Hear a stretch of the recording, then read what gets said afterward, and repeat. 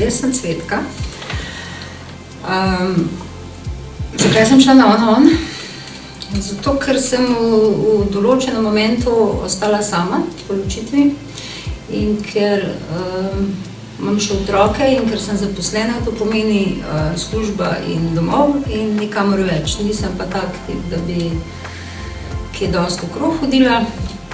In kar pomeni, noben ne bo prišel na vrata, pa potrkal pa rekel, če sem slučajno sama, pa če koga rabim, ne. Tako da, potem je pa ena prijateljica rekla, naj se prijavim, jaz nisem o tem razmišljala, ker je bilo to zame nekaj na internetu, sem nori, ne.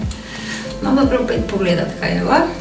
In dejansko sem se šla prijaviti in začela se vse skupaj kot zabava, no, da vidimo, kaj zdaj tam, no, kaj imajo, pa malo smo tiste profile gledali, pa se hecali, pa tako, v bistvu se zabavali.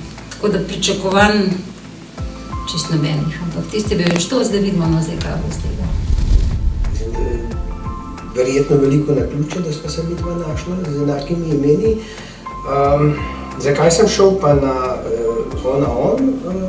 Ker sem iskal, preprosto sem iskal partnerko, ker sorazmerno veliko potujem, mi je bila to tudi istočasno tudi zabava.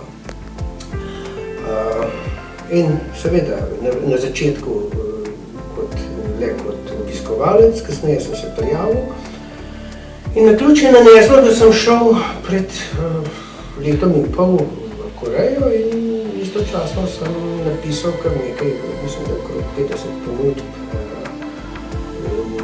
da bi najdel nekaj, če ne drugega, vsaj za klepet, ker tako daleč pa za 3 tedne iti, pač rabiš neko